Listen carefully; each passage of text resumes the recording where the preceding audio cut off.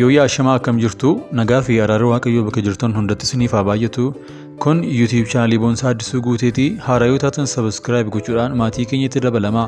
Viidiyoowwan yeroo yerootti gadhiisnu dafanii akka isin ga'aniifis mallattoo beelii banaa gochuu hin dagatinaa. Shira hooggansa makaana Yesuus Itoophiyaa keessatti adeemaa jiru. Akka Olifaan Margaa jedhutti makaana Yesuus Itoophiyaan waldoota wangeelaa keessatti babal'isuu keessatti golee addunyaatti shoora eegata hin qabne ba'attedha. Biyya keenya keessatti seenaa jabduu dalagdee jirti. Waldaa kana duubaan dhaloota hedduutu burqe. Ministiriiwwan hedduutu dhalate. Dhaabbata gargaarsa lakkoofsa hin qabnetu lafa qabate. Kun bu'aa waldaan kun jaarraa oliif biyya keenya keessatti dalagdee irraa kan maddedha. Haa ta'u malee waggoota muraasaas waldaan makaana Yesuus rakkoo hooggansa olii irraan kan wal qabatee hamma yaadamee tarkaanfachaa hin jirtu. Sochii waldoonni makaana Yesuus guutuu biyyattii keessatti taasisaniif murteessaan hooggansa olii waan ta'eef mataan hooggansa makaana Yesuus Itoophiyaa jaarraa bulchiinsa mootummaa badhaadhinaa keessa gola wangeelaa ta'uun ishee hafee mana keessatti siyaasa taphatan ta'aa jirti. Keessumaa hooggansi luba Dooktar Yoonaas Iggazuutiin gaggeeffamu waldaa kana balaa hamaaf saaxilee jira. Hooggansi makaana Yesuus Itoophiyaa kun kallattiin ajaja mootummaa irraa fudhatee waldaa kiristaanaa utuu dirree dhaaba badhaadhinaa godhuu argaa jirra. Akkasuma muummeen ministeeraa yeroo ammaa Itoophiyaa bulchaa jiru Dooktar Abiyyi Ahmad tibba darbee Itoophiyaan Evangelical Council hundeessuun kan yaadatamu. Kaayyoon hundeeffama kaawunsilii kanaa inni guddaan tooftaan waldaa warra wangeelaa gaaddisa tokko jalatti walitti qabuun bitanii waldoota kiristaanaa wangeela lallabduu mara mana siyaasaa godhuuti. Daandii kanaan akka barbaadanitti waldootatti ol seenuun akka isheen dhugaa wangeelaa hin dubbanneef afaan qabanii waan fedhii isaanii keessaa naqachuufi. Kaawunsilii kana irratti itti gaafatamaa gochuun namni Dooktar Abiyyi muudee luba Dooktar Yoonaasi. Lubni Yoonaas ifatti deeggarsa mootummaaf qabu mul'isuun hojii isaa hojjetaa tureera. Waan hedduu nama qaanessuu tibba darbee utuu waraanni kaabaa lubbuu meeqaatama galaafatu utuu Oromiyaa maratti ilmaan Oromoo akka baalaa harcaanii mootummaan guyyaa galataa labsee ture. Mootummaan siyaasa isaaf waan barbaade gochuu mala waldaan makaana Yesuus Itoophiyaas ergama kana fudhachuun guyyaa galataa labsitee turte.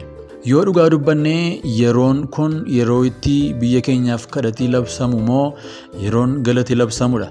Mootummaan yeroo dargaggootaan waraana deemaa jedhu waldaan kun cina dhaabbattee harka reebaafii turte. Garuu sirbituu wangeela hin beekne diishtaagiinaatu dargaggoo waraana deemte hin du'in nagaa barbaadna jechuun dhugaa dubbate. Waldaa guddoon maqaa akka kanaa qabdu hamma sirbituu tokko ga'uu yeroo itti dadhabde keessa jirra. Kanas kan godhe hooggansa waldichaati malee waldoota makaana Yesuus akka hin taane immoo naaf hubadha. Gama kaanis hooggansuma makaana Yesuus jalatti Oromoon akkaan dhiibamaa jira. Gola sanyummaa keessatti leellifamus erga ta'ee waggoonni muraasni lakkaa'amaa jiru. Bu'uura waldaa kanaaf shoora olaanaa kan taphatee saba guddaa Oromoo ta'ee otoo jiru mana kana keessatti Oromoo tokko lamaan otoo buqqaasanii fixaa jiru. Lubni Dooktar Yoonaas ergama fudhateen isa kana irratti bareechee hojjeteera. Gara hooggansa seeminarii makaana Yesuusii luba Dooktar Biruuk Ayyalee Asallee kan dhufee dhiibbaa luba Dooktar Yoonaasiini. Dooktar Biruuk akkuma gara hooggansa seeminarii kanaatti dhufeen ergama hedduu raawwatee jira. Akka fakkeenyaatti Dooktar Biruuk akkuma gara hooggansa seeminariitti dhufeen ilmaan Oromoo waggoota dheeraaf mana sana keessa hojjetan gariin hojii irraa ariisisee gariin ammoo gita hojii isaanii irraa gadi isaan buusee gocha kanaa hamma qulqulleessituu mana sanaa keessa dalagduu irratti kan inni raawwate. Gama kaaniin barsiisota seeminarii kanneen ani itti dhiyeenyaan beekuu namoota naamusaaf dandeettii guddaa qaban tibba darbee sababa isaan Oromoo ta'an qofaaf maqaa shanee jedhu baasee fi mootummaatti dabarsee kennuudhaan namichi Biruuk jedhan kun hiisisee ture. Haa ta'u malee namoota duubee barsiisota kana beekaniin mootummaa waliin dubbatamee barsiisonni kun hidhaa keessaa bahuu danda'anii jiru. Gama kaaniin Dooktar Biruuk carraa barnootaa ilmaan Oromoo achi keessa jiran dhorkachuudhaan saba kibbaa qofaaf kennaa jiraachuun beekamee jira. Akka odeeffannoon jirutti hanga carraa barnootaa dooktireetii biyya alaatti saba kibbaa 25 ol ta'aniif akka kennedha. Carraa kana keessaa sabni Oromoo tokko akka hin jirretu himama. Kun kan godhamaa jiruuf akkuma waliigalaatti hooggansa makaana Yesuus borii keessaa ilmaan Oromoo dhabamsiisuuf akka ta'e ifaadha. Kun amma dhiibbaa hedduu gama hundaan qabatee dhufa. Kana qofaa miti akkuma keessaa hubatamuu qabuuf dhiyeenyuma carraan hiikaa macaafa qulqulluu dhufee namoota leenjii kanaaf yeroo dorgomsiisanitti namoota 15 keessaa Oromoon nama tokko qofaa akka ta'e barameera. Kana akka fakkeenyaatti waan muraasa kaafnuus laaqii hedduun Dr. Biruuk mana sana keessatti laaqamaa jiru jibbiinsi hamaan inni Oromoo irraa qabu safara akka hin qabne ta'uu waldoonni kiristaanaa makaana Yesuus amma gadiitti jirtan akkasumas amantoonni hundi beekuu akka qabdan dhaamuun barbaada. Gabaabaadhumatti gara yaada koo ani dubbachuu fedheetti yoon dhufe torbanarraa Onkololeessaa 24/2022 irraa eegaluun kaawunsiliin makaana Yesuus pirezidaantii haaraa waggoota itti aanan afuriif makaana Yesuus Itoophiyaa bulchuuf deemuu filachuuf wal ga'a. Filannoon kun ammas filannoo shiraan guutame ta'uu ifatti as ba'aa jira. Namoota silaa hojii kanaaf ga'umsa guddaa qaban cinatti dhiibuun filannoo keessaa darbanii Dr. Yoonaasii fi Dr. Biruuk ofii isaanii dhiyaachuuf haala mijeeffatanii jiru.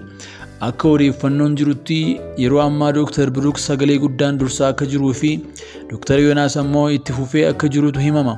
Kun hundi kan geggeeffamaa jiru dhiibbaa mootummaa badhaadhinaan akka ta'es quba qabna. Gocha kanaan saba Oromoo xiqqeessuuf akkatti qabsaa'amaa jirus hubanneerra. Dhumarrattis waldaan ergama Kiristoos fudhattee dhaabbata mana siyaasaa keessatti sabummaa leellifamuu utoo hin taane gola keessatti hojiin hafuuraa hojjetamuudha. Haa ta'uutii kun hafee yeroo ammaa waldaan seenaa guddaa qabdu siyaasaan boora'uun dhaloota booriif xoofaa hadhaan darbaa jira. Kun ammoo waldaa seenaa guddaa qabdu kana jaarraa oliif duuba deebisa. Naaf jalqabarraa shirrii jabaan akka sabaatti Oromoo miidhuu irratti xiyyeeffatee qaama hooggansa olaanaa makaana Yesuus keessa deemaa jiraachuu amantoonniif waldooleen makaana Yesuus caasaan jirtan beekuu qabdu. Beekuu qofaa otoo hin taane shirri jabaan kun akka cabuuf tarkaanfii sirreeffamaa barbaadamu fudhachuun dirqama. Gama kaaniin kaawunsiliin makaana Yesuus yoo dhuguma dhugaaf dhaabbatanii jirtu taatan filannoo kana ilaalchisuun sirreeffama taasisaatii filannoon haqaa akka gaggeeffamu godha. Kana gochuu yoo hin dandeenye imaanaa luba Dr. Guddinaa Tumsaa nyaachuu keessaa quba qabaadha. Kanaaf yaa'ii keessan torban har'aa eegaluu irraa wanna guddaa eegna. Irra guddaa amantoonni keenya waldoota makaana Yesuus ala jirtan dhimma kana irratti dammaqu. Itti fuftee kan caala argachuu feetaa waan addaa. Yoos isa akka keerra jiruuf galateeffachuu qabda. Galata waaqaa irristee ofitti nidhiin gaadii gaafa waa'ee kophee haasoftu kan miila hin qabne yaadi. Atotuu fayyaa kee jirtuu kanan dhabe sanan dhabe jettee komii mataa si jiisa. Kumaatamni meeqammoo dhibeen fayyineen qabame hospitaala ciciisa. Fayyaa taanaan nan beeka bakka yaade akkan ga'u kan fayyaa naaf kennite galanni siif haa ta'u. Jedhi galateeffadhu. Eessaa kaatees akka geesses madaalarra of kaa'i. Kan dhabde gaafa lakkooftu kan argattes lakkaa'i. Yoo galata jibbitee komii fi gungummiidhaan olu taalte akka fardaa kan dhabde argachuu miti kan argatte iyyuu hin dhabda. Yesuus yommus yoo dandeesse jettee nama amanuuf wanti hundumtuu hin danda'amaa jedhe. Jireenya kee keessatti maaltu siif dadhabame? Abdii kutattee nama hin qabu haala keessa jiru baay'ee rakkisaadha. Firan qabu hiriyaan qabu nama ol na kaasuu hin qabu jettee abdii kutattee jirta. Waaqayyoo nama amanuuf Waaqayyotti nama of laateef wanti hundinuu ni danda'amaa jedha wangeelli. Macaafa qulqulluutti ni amantaa? Macaafni qulqulluun seenaa namaa ni geeddara. Amantiin jireenya namaa geeddaruu danda'a. Namni amanuu wanti isaaf dadhabame hin jiru jedha macaafa qulqulluutu.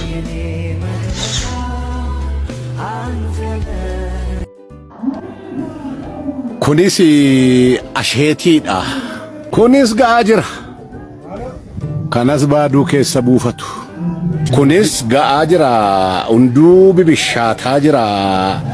Kun immoo irri keessi mul'atu jalli isaa hancooteedha. Kunis haf jedhee ga'ee jira. Kun immoo cemceme yookaan shukkaar dinnichi isa jedhamudha. Argituu laata kun daamuudha. Akka salphaatti waan argatamtu miti. Amma yeroo kana illee ba'u daamuudha. Daamuu kana ogeessatu argata. Akka salphaatti hin argatamu laa gashaa jirti amma. Daamuus arganneerra jechaadha. Goommana kun immoo goommannis daraareera. Akkuma kana goodarree jira. Goodarreenis ga'aa jira. Barana bunnis gaashaan naqe. Hin naqe akka hima tole. Isaafa tolu gooftaan. Burtukaannis barana hin naqe miti ima guguchume malee hin naqe. Hammamma dhagaa ga'a. Innis ga'eera. Waan itti laanne hundumtuu nuu daraare malee karaatti nafne. Waaqayyo isa kana godhuuf galanna ta'u. Egaa wanti asheete wanti daraare kun hundumtuu gatuma asheeteef hin nyaatamu. Hin bishaataa yeroo qaba yerootti nyaatamuu qaba.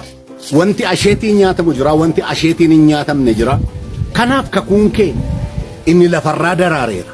Inni mukarraa ija naqateera. Kan si dhibu immoo barana garmalee sii naqateera.